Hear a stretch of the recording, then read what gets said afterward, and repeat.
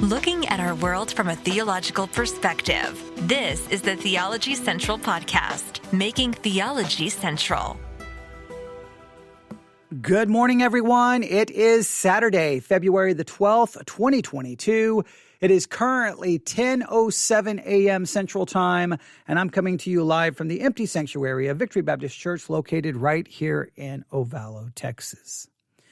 Now, a common practice of mine, and if you've been a long-time listener, you know this, that I spent a lot of my overnight time, I spent a lot of the overnight hours listening to podcasts, right? I listen to a lot of different things overnight. I cannot even attempt to go to sleep in silence. My brain is always moving at like a million miles per second. So I have to be listening to something so that my mind will simply focus on one thing.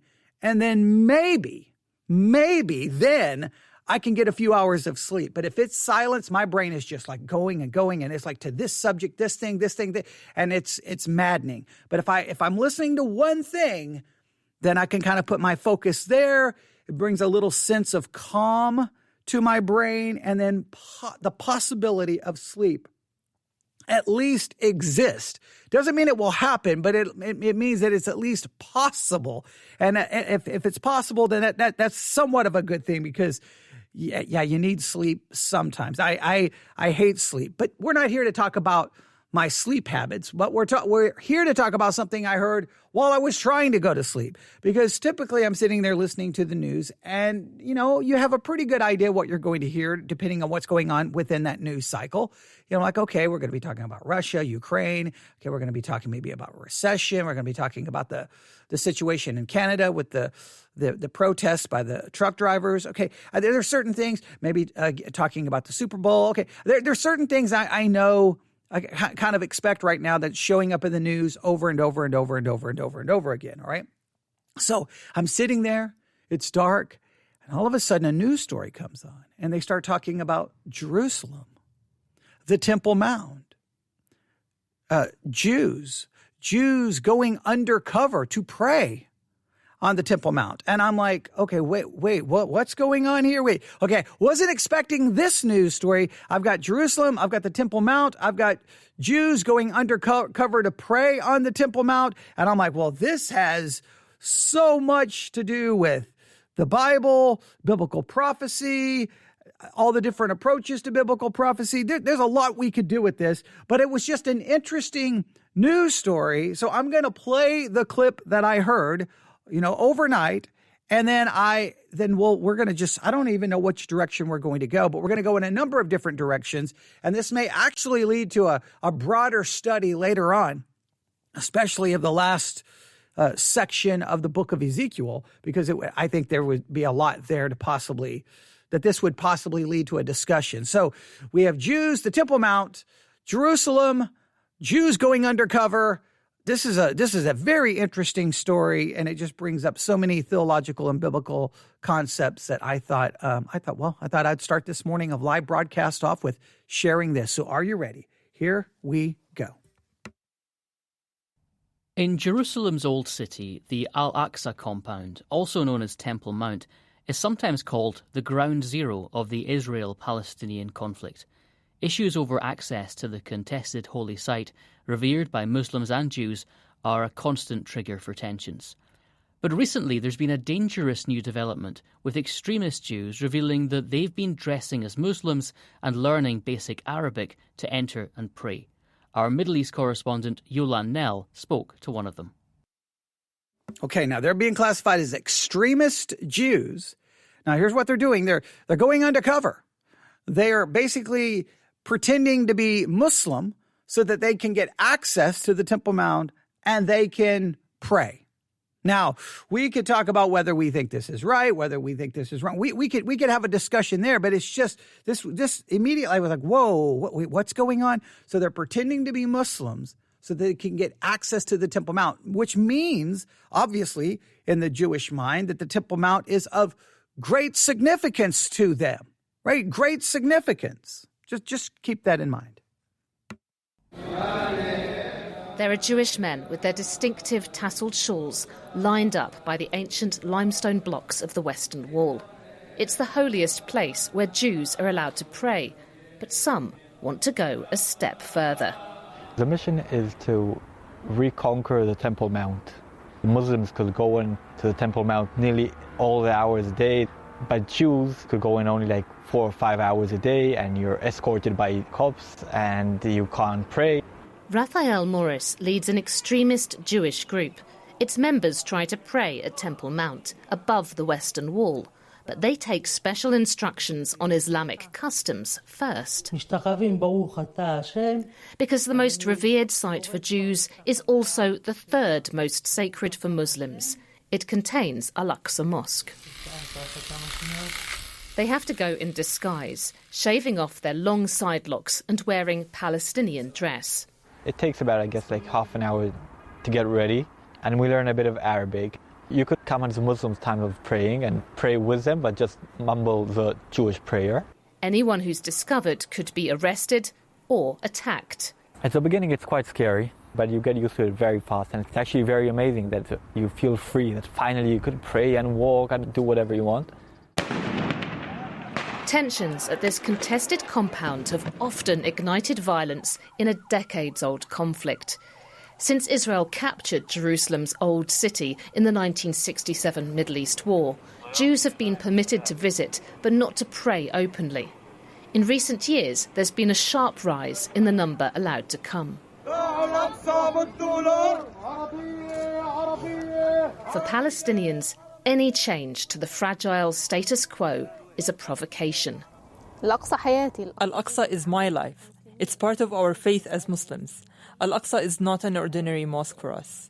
We have the responsibility to protect and defend Al-Aqsa Mosque. Most days, Hanadi Halawani can be found at the mosque, although the Israeli authorities have previously barred her from the site. She's seen as part of an illegal Islamist group, but denies doing anything wrong.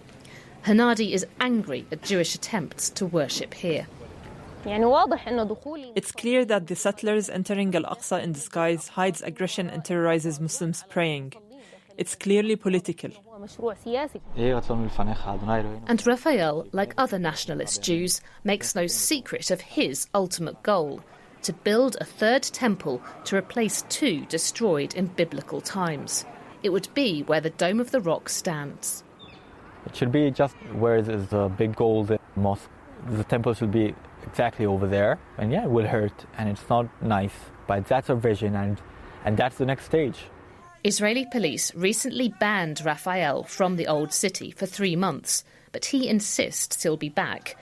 While his group is only small, the fear is that it could spark a dangerous new flare-up.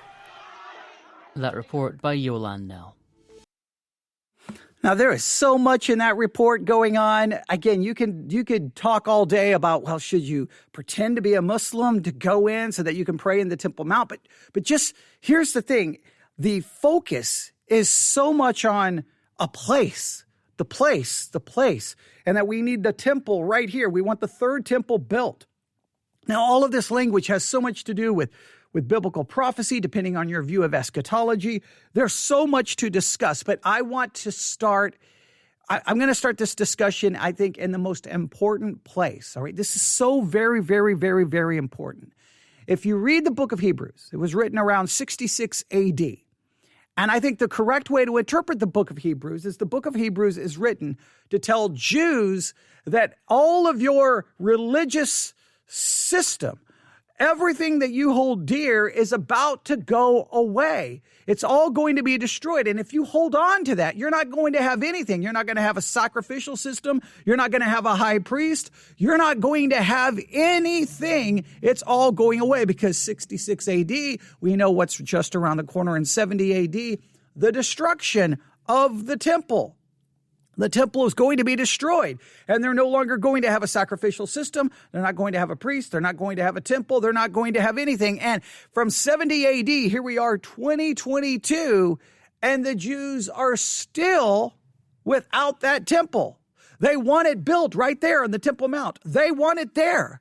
They are praying for it. They want it. They're sneaking in, disguising themselves to be Muslims because they want to pray on that holy site. That's what they want. They're longing for it. They're looking for it. But Hebrews tried to tell the Jews it's all going away, but something better has come. Something better than your old priestly system, something better than your sacrificial system, something better. And that better was Jesus Christ, a better priest, a better sacrifice. He's even better than the temple. If you go to Matthew chapter 12, Jesus himself said this in Matthew chapter 12, verse 6. This is Jesus speaking.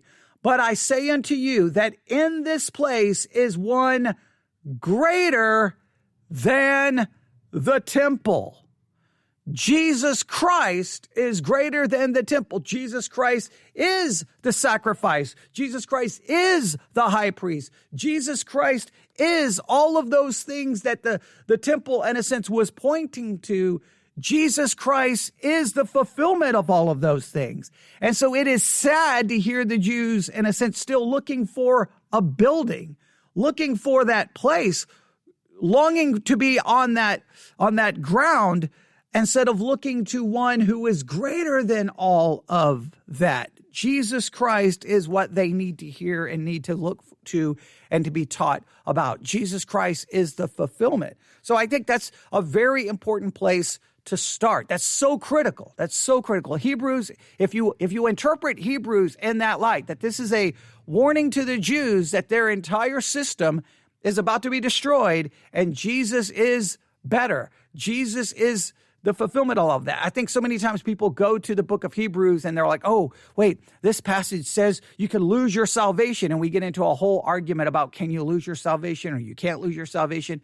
No, this is about Jews. If they return to Judaism, they're going, in a sense, they're not going to have any salvation because all the things that would be required for salvation, in a sense, from a Jewish perspective, high priest, temple, sacrifice, it's all going to be destroyed. You need to look to Jesus Christ. That is so important. But there's an issue here that divides Christians even in 2022. And that is this issue. Will a third temple be built? Will a third temple be built right there on the Temple Mount? Will it be built? There are many Christians who say, yes, it will be built. And the Antichrist will enter in there and declare himself to be God. Others are like, no, there's not going to be a third temple. And even if a third temple is built, it's insignificant. It doesn't matter. It's irrelevant. It has nothing to do with that. But others say, no, a temple will be built and Jesus Christ will return and rule and reign from Jerusalem for 1,000 years. Others believe that. And both sides of this will make their arguments and go back and forth and many cases be derogatory to the other perspective. But just know that Christians are greatly divided on this subject. And one of the sections of Scripture that seems to be so absolute critical to this discussion is Ezekiel chapter 40 to Ezekiel chapter 48. 8 chapters. 8 chapters.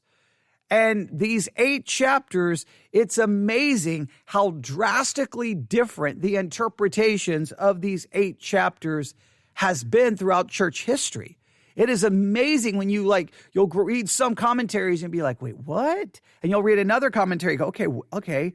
And it's just, they're night and day. They're like not, you're almost like they're written from completely, you're like, wait a minute, are we reading the same chapters? But the discussion here is pretty important to consider. So I'm just going to read a couple of things about Ezekiel 40 through 48.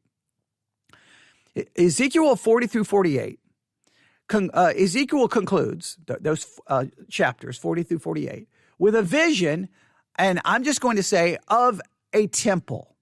Some commentaries would say of the millennial temple. In other words, some people believe this describes a temple that's going to be built and that will be there for the millennial reign of Christ, that 1,000-year reign.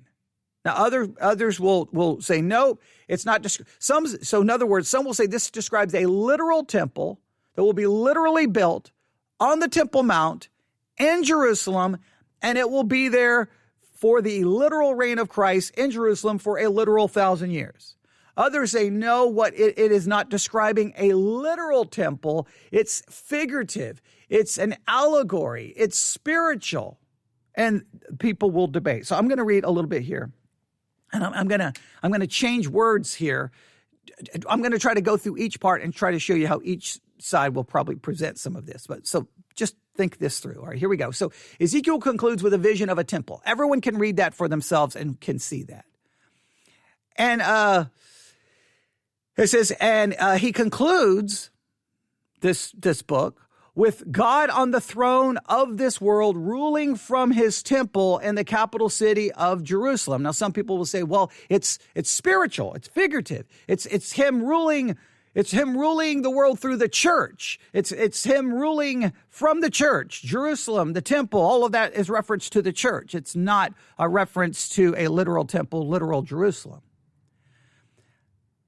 As one article says, this is the glorious event for which all the saints are earnestly looking for, when the kingdoms of the world are become the kingdoms of our Lord and of his Christ, and he shall reign forever and ever. Revelation 11:15. Ezekiel begins with God's glory departing from the temple, Ezekiel 10:18 through 19, 11:22 through 23, and ends with God's glory returning, Ezekiel 43:2 through 5. This is yet future. Some would argue, no, it's not. It's already happened. It's symbolic of basically Christ ruling and reigning through the church. I continue reading. We do not read of the glory of God filling Zerubbabel's temple or Herod's temple. The glory of God came to Israel in the form of the Son of God, but he was rejected. John chapter 1, verses 11 and 14. Now, this is very important. Listen carefully to how this is described. This is from an article called The Millennial Temple. They clearly believe this is the Millennial Temple. I'm changing some of the words because I'm trying to make sure you see how there's this back and forth. And I think a good way, if you want a good way to see this, look up a number of commentaries on Ezekiel 40 through 48 and make one of them specifically the Matthew Henry commentary. Right? Make sure one of them is the Matthew Henry commentary, because you'll see more of the spiritualizing of the section and at least be familiar with it, right? It's one thing just to condemn a perspective, but at least be familiar with it. And if maybe you're someone who holds to the Matthew Henry perspective, at least consider some of the things in Ezekiel that I think challenges maybe the spiritual interpretation. Let's just consider here. This article makes the following argument. That this is a literal temple is obvious from the detail of its description. There are 318 precise measurements. Now, you can go through Ezekiel 40 through 48 and you can verify if that is accurate. How many times are precise measurements given in Ezekiel 40 through 48. Now, why would it be, here's a precise measurement, but it's not real. It's not real. It's figurative. And then you fall what? You fall into numerology, going the measurement means this and the measurement represents this. I mean, that just turns into a very subjective way of interpreting those chapters. In my estimation, let's go through this. So they, according to them, there are 318 precise measurements. You can verify if that's true. I don't know if there's 318. I know there are a lot, but I know I don't think I've counted to verify 318, but there are a lot.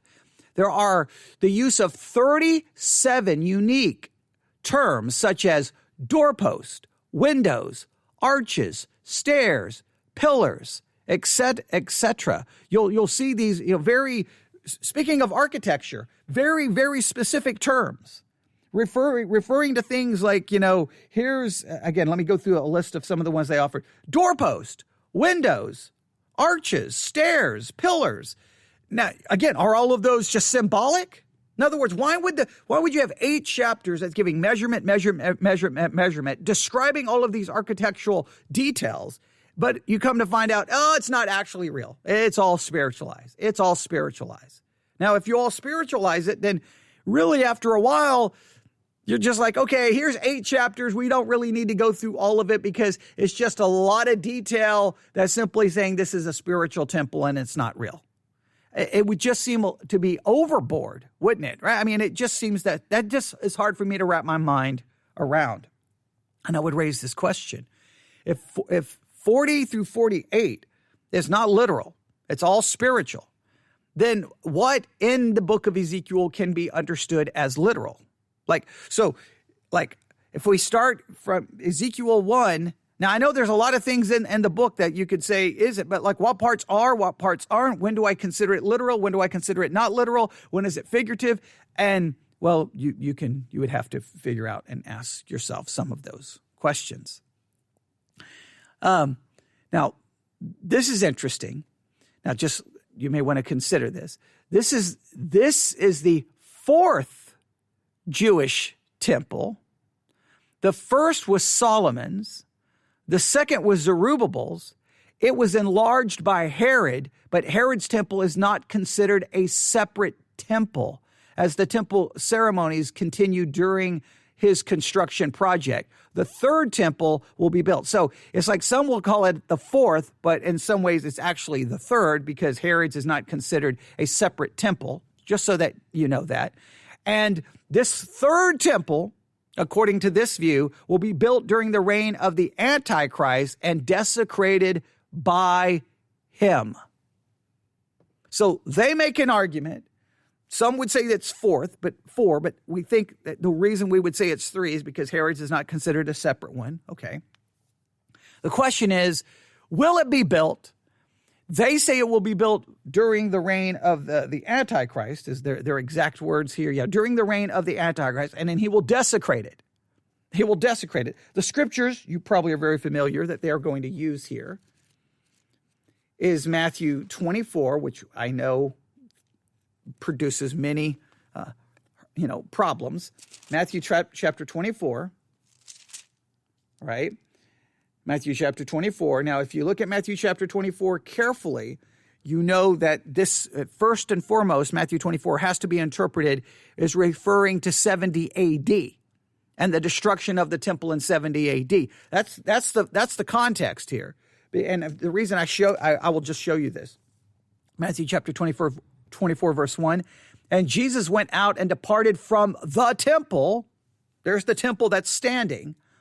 And his disciples came to him to show him the building of the temple. And Jesus said unto them, see you not all these things? Verily I say unto you, there shall not be left there one stone upon another that shall not be thrown down.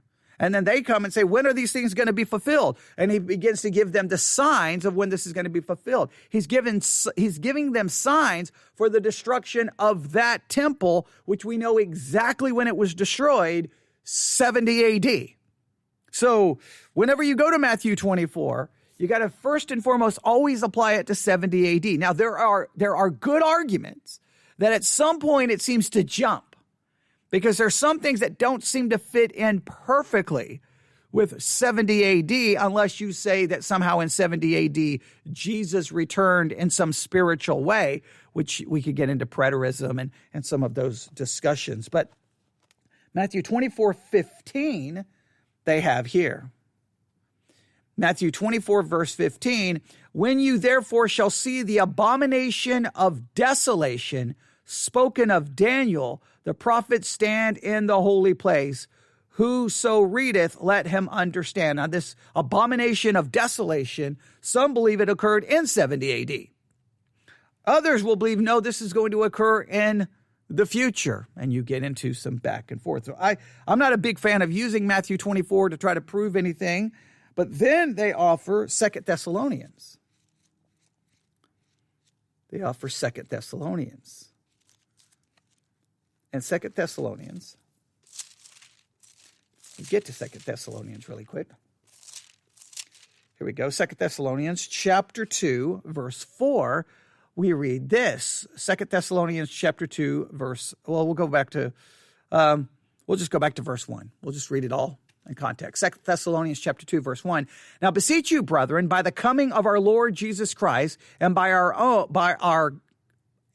our gathering together unto him, that you be not soon shaken in mind, or be troubled, neither by spirit, nor by word, nor by letter, as from us, as the day of Christ is at hand. Let no man deceive you by any means, for that day shall not come, except there coming a falling away first, and that the man of sin be revealed, the son of perdition. Now, this day that's approaching is not going to happen until a falling away occurs first. Now, wait a minute. Are you going to say that the falling away occurred between 33 AD and 69 AD? That I have a problem there. So this seems to be pointing to something before, after 70 AD. Then the son of perdition has to be revealed. All right. Did that happen prior to 70 AD? And if it didn't happen prior to 70 AD, then did it happen after 70 AD? Or are we still waiting for the son of perdition to be revealed? Who opposeth and exalteth himself above all that is called God, or that is worshipped, so that he as God sitteth in the temple of God, showing himself that he is God. Now, if this is referring to something that happens after 70 AD, well, it references the temple. Now, some may argue, well, no, the temple there is referencing the church, and that the church is going to fall away, and that the church is somehow going to be controlled and ruled by basically Satan. Now, this is the kind of thinking that led to Harold Camping, going way back, who was in charge of family radio, teaching the end of the church age, that the church had fallen away and now Satan was in control of the local church, so everyone should leave their local churches. Okay, so like all of these verses lead to all kinds of theological questions and trying to figure some of these things out. I think it is interesting to note. In fact, we'll look at this. Let me see if I have it right here in this book. I think it's important that if you look up 2 Thessalonians, right? If you look up 2 Thessalonians, it was written in 50 AD. Now, 2 Thessalonians being written in 50 AD, well, then is this pointing to 70 AD? Is it pointing to 70 AD? Well, if it's pointing to 70 AD, then the falling away occurred before 70 AD, and the son of perdition was he revealed and then desecrated the temple. So could you find a way to make this all be fulfilled prior to 70 AD? And then ultimate fulfillment in 70 AD.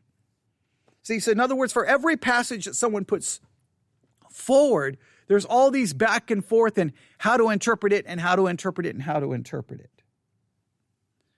All right. Then what I would challenge you to do this. This is what I would challenge you to do. I just wanted you to hear this news article just showing you that in 2022, the Temple Mount, Jews are still trying to gain access. They're still trying to pray there. It's still lots of conflict. Everybody wants control over it. The Jews want that temple built. All of those issues are still present in 2022. And those issues very much pertain to biblical prophecy. But whenever you look at any of these verses that someone could just throw out and go, see, this shows you the Antichrist is going to come and desecrate the temple, I can go and go, well, wait a minute. Could that not refer to what happened in 70 AD? 2 Thessalonians 2:4. I mean, it was written in 50 AD, so does 70 AD fulfill it? Matthew 24, there's no question the context there is about 70 AD. Now, I'm not saying that there aren't parts that possibly jump, but the most of it is going to be fulfilled in 70 AD. There's no way to get around that. But then you go to Ezekiel 40 through 48, you're like, man, that's 8 chapters describing in painstaking detail a temple, its measurements, its architecture. That doesn't seem like, well, that's a spiritual temple. That's the church. That doesn't work for me. That doesn't work. That's where I have trouble. Look, I'm willing. And here's the thing. Sometimes people are like, so exactly what do you think here? What do you think about these issues? Let me try to explain something. Here's one of the good things and one of the bad things. The good thing is that it's good and bad. And I'll say what it is, and then I'll tell you how it's good and how it's bad. I went to every kind of Bible college and seminary that I could get into, right? If I had the money and I had the way, I would apply And if I got accepted, I went to every Bible college I could, every seminary I could, every Bible institute. I didn't care how small or insignificant the Bible college was. It didn't matter if it was a big seminary, small seminary. If I could get the money and I could go, I went. I even went to Harold Camping's Family Radio School of the Bible. I was a student even there when everything started falling apart. And he went from basically an amillennial position to this crazy, the end of the world's going to happen in 1994. I lived through all of that.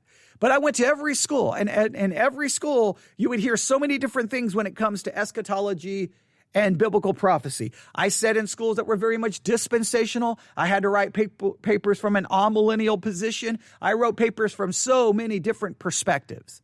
Now, that's good because I saw all of the different perspectives. It's bad because anytime anyone offers any argument about anything from eschatology, I can always play the devil's advocate and go, well, what about this? What about this? And there's a lot of questions that are just not. Preachers always try to make it sound like it's so simple. Here's the way to interpret it. And I always want to say, yeah, you're interpreting it that way because I bet you read that book, or I bet you're using that commentary. Yeah, if I just go grab one commentary and preach that commentary, it can appear to make perfect sense. Like reading this article that I have here in front of me. If I would just read it the way it's written, right, and not bring in all the different perspectives. I mean, for example, just the Matthew 24, 2 Thessalonians passage. Let me read that paragraph and just show you how dogmatic they make this. This is the fourth Jewish temple. The first was Solomon's. The second was Zerubbabel's. It was enlarged by Herod, but Herod's temple is not considered a separate temple, as the temple ceremonies continued during the construction period. Now listen to how dogmatic this is. The third temple will be built during the reign of the Antichrist and desecrated by him. Matthew 24:15, 2 Thessalonians 2:4. Now, a lot of preachers would just grab that, preach it dogmatically, read those verses like, here, this proves it. The person sitting in the pew, like, well, they read Matthew 24, they read 2 Thessalonians, that proves it. Yeah, but someone needs to go, wait a minute. See, if you know the other side, then you can go, but wait, Matthew 24, that's 70 AD. 2 Thessalonians, wait, that's written in 50 AD. Could that make a reference to 70 AD? Like, you've got to ask the other side, you got to present the other side as well. And so many times I think preachers don't do that. And they convince the people that it's so simple, it's so easy. And then they're the Christians running around on social media or making YouTube comments like they think they've got it all figured out. They're geniuses. And you're just like, you're completely ignoring all the possible issues with your perspective. There are lots of issues here. At the same time, I'll read Matthew Henry's commentary on Isaiah or Ezekiel, and at times it's maddening to me. He spiritualizes, it seems, everything. Everything's the church. Everything's the church. The church. That's not Israel. That's the church. Those blessings don't go to Israel. That's the church. Oh, those judgments, they go to Israel. And it's just like, that doesn't work either. But the issues are still present. So what can we do? First and foremost, I'm going to end with this. First and foremost, we have to always remember whether a temple is going to be built or whether a temple is not going to be built, whether Jesus is going to rule and reign literally in Jerusalem or whether he is not. Here's one thing we always have to remember. Ultimately, we look to Jesus. We don't look to a temple. We don't look to all of these. We look to Jesus. We look to his sacrifice. We look to him being our high priest. We look to him. That's who we look to. That's what the Jews need to be told to look to. Look to Jesus. He is better. He is the one that we look to. That's where salvation is found. At the same time, so that's number one, we have to look to Jesus. Number two, it is very important that when we consider these issues, that we do so trying to understand all the different perspectives. So that if someone says Matthew 24, you can go, okay, I agree, but Matthew 24 clearly is about 70 AD, right? And we bring in that, we balance our views out by considering both sides so that we try to make sure that we are as accurate and precise as we can be. But you can't ignore Ezekiel 40 through 48. You can't ignore it. I don't know how you spiritualize it. I don't know. It just seems crazy that 8 chapters describing something that's not real. 8 chapters that's describing a spiritual reality by bending over backwards to go overboard with describing every physical detail. All of the physical details are not really describing physical details. They're describing spiritual realities. That seems crazy to me. But you can look at it. I don't know. Look, I've always said this. I don't know how I have certain views about eschatology.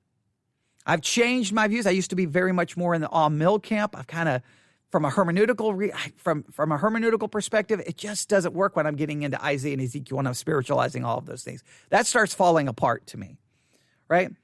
I know this: if the Temple Mount, if the golden dome there explodes and a construction starts on a new temple, I don't know about you. Put it this way: if the dome explodes, okay, I'm going to be like,